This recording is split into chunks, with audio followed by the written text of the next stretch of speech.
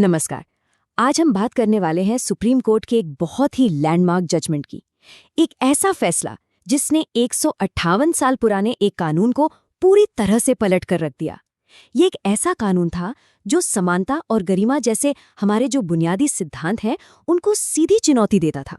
तो चलिए आज इसी को जरा गहराई से समझते। जरा सोचिए 1 मिनट के लिए, एक ऐसा कानून हो जो अडल्ट्री मतलब व्यभिचार को एक क्राइम तो माने, लेकिन सजा सिर्फ आदमी को दे और औरत को उसे पूरी तरह से बेकसूर मान ले, मतलब उसे कोई सजा नहीं। अजीब है ना? सुनने में कितना अटपटा लगता है। यही उस पुराने कानून की बुनियाद थी। तो ये कानून था क्या? ये था इंडियन पीनल कोड का सेक्शन 497। और ये कहता क्या था? ये कहता था कि अगर कोई आदमी किसी शादीशुदा औरत के साथ उसके पति की मर्जी के बिना सेक्सुअल रिलेशन बनाता है तो अपराधी सिर्फ और सिर्फ वो आदमी होगा।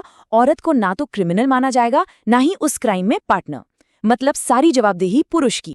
तो चलिए अब जरा इसके पहले हिस्से पर चलते हैं। ये कानून जो कि एक कॉलोनियल एरा क्राइम था, इसकी असल दिक्कत क्या थी, इसे समझते हैं। इस कानून का जो समीकरण था वो बहुत ही कह सकते हैं असमान था। एक तरफ था पुरुष जिसे अकेला अपराधी माना जाता था, और दूसरी तरफ थी शादीशुदा महिला जिसे कानूनी तौर पर एक विक्टिम, एक पीड़ित की तरह देखा जाता था। ऐसा माना जाता था कि उसकी अपनी कोई मर्जी, कोई एजेंसी है ही नहीं। मतलब ये कानून मानकर चलता था कि औरतें अपने फैसले खुद ले ही नहीं सकती। अब इसी भेदभाव के खिलाफ जोसेफ शाइन नाम के एक व्यक्ति ने सुप्रीम कोर्ट में एक PIL यानी एक जनहित याचिका डाली। और उनके तर्क क्या थे? पहला कि ये कानून पूरी तरह से पैट्रियार्कल है, पितृसत्तात्मक है। दूसरा, ये एक महिला को उसके पति की प्रॉपर्टी की तरह ट्रीट करता है। और तीसरा, ये जेंडर इक्वालिटी के सिद्धांत का आप कह सकते हैं मजाक उड़ाता है। और सबसे बड़ी बात, शिकायत करने का हक भी सिर्फ और सिर्फ पति को था। तो इस PIL ने कोर्ट के सामने कुछ बहुत बड़े संवैधानिक सवाल खड़े कर दिए। चलिए देखते हैं वो क्या थे। सबसे पहला और बुनियादी सवाल, क्या सेक्शन 497 हमारे संविधान के आर्टिकल 14 जो कि राइट टू इक्वालिटी है उसका उल्लंघन करता है? मतलब एक ही काम के लिए एक को सजा और दूसरे को नहीं, क्या ये बराबरी है? और दूसरा सवाल, क्या ये कानून सेक्स के आधार पर मतलब जेंडर के आधार पर भेदभाव करता है, जो कि आर्टिकल 15 का सीधा सीधा उल्लंघन होगा? और फिर आया तीसरा और शायद सबसे गहरा सवाल, आर्टिकल 21 से जुड़ा हुआ। क्या ये कानून किसी की डिग्निटी, प्राइवेसी और ऑटोनॉमी मतलब अपनी जिंदगी के फैसले खुद लेने का जो अधिकार है उसको छीनता है? ये एक बहुत ही फंडामेंटल सवाल था। तो इन सवालों पर गहरी बहस और सुनवाई के बाद कोर्ट अपने ऐतिहासिक सर्वसम्मत फैसले पर पहुंचा। ये जानना बहुत जरूरी है कि इस केस को 5 जजों की एक कॉन्स्टिट्यूशन बेंच ने सुना था, और जो फैसला आया वो यूनानिमस था। मतलब 5 जजों की एक ही राय थी। और कोर्ट ने सिर्फ एक शब्द में अपना फैसला सुनाया, अनकॉन्स्टिट्यूशनल, असंवैधानिक। मतलब ये कानून भारत के संविधान की मूल भावना के ही खिलाफ है। तो इसका सीधा मतलब क्या हुआ? इसका मतलब ये हुआ कि अडल्टरी यानी व्यभिचार अब भारत में कोई क्रिमिनल ऑफेंस नहीं है। सुप्रीम कोर्ट ने सेक्शन 497 को पूरी तरह से खत्म कर दिया, और साथ ही क्रिमिनल प्रोसीजर कोड के उस सेक्शन को भी हटा दिया जो सिर्फ पति को शिकायत करने का अधिकार देता था। लेकिन कोर्ट इस नतीजे पर पहुंचा कैसे? चलिए अब सेक्शन 4 में कोर्ट की रीजनिंग को समझते हैं कि वो समानता, गरिमा और निजता के इस निष्कर्ष पर कैसे पहुंचे। कोर्ट ने अपनी रीजनिंग में साफ साफ कहा कि ये कानून एक बहुत पुरानी दकियानूसी सोच पर बना था।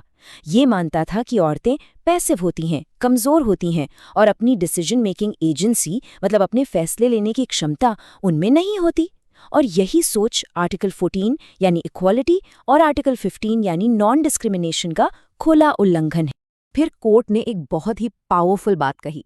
उन्होंने कहा, किसी व्यक्ति की स्वायत्तता और निजता शादी के भीतर भी सुरक्षित रहती है। राज्य नैतिकता के नाम पर निजी यौन विकल्पों को अपराधी नहीं बना सकता। मतलब शादी का ये मतलब नहीं है कि किसी की इंडिविजुअल ऑटोनॉमी खत्म हो जाए, और स्टेट का काम नहीं है कि वो लोगों के बेडरूम में झांके। कोर्ट ने एक बहुत ही जरूरी बात साफ की, क्रिमिनल रॉन्ग और सिविल रॉन्ग के बीच का फर्क। देखिए, क्रिमिनल रॉन्ग वो होता है जो समाज के खिलाफ हो, जिसके लिए जेल या जुर्माना होता है। सिविल रॉन्ग 2 लोगों के बीच का मसला होता है, जिसका उपाय डाइवोर्स या हर्जाना हो सकता है। तो कोर्ट ने कहा एडल्ट्री अब कोई क्रिमिनल रॉन्ग नहीं है, लेकिन हाँ, ये आज भी एक सिविल रॉन्ग है, मतलब इसे तलाक लेने का एक ग्राउंड माना जा सकता है।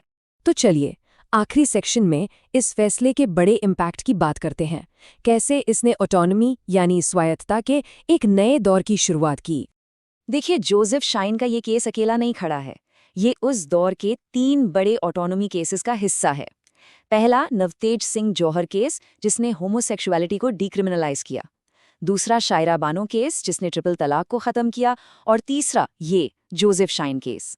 इन तीनों फैसलों ने मिलकर भारत में इंडिविजुअल ऑटोनॉमी के आइडिया को बहुत मजबूत किया है। तो आखिर में इस जजमेंट का सबसे बड़ा योगदान क्या है? इसने क्रिमिनल लॉ को कॉन्स्टिट्यूशनल मोरालिटी यानी संवैधानिक नैतिकता के साथ अलाइन किया है और उस सदियों पुरानी सोच को जड़ से खत्म कर दिया कि औरतें अपने पति की प्रॉपर्टी होती हैं। और ये पूरा केस हमें एक बहुत बड़े सवाल के साथ छोड़ जाता है कि आखिर एक निजी मामला कब स्टेट का यानी सरकार का मामला बन जाता है। वो लाइन कहाँ है? इस पर सोचना बहुत जरूरी है।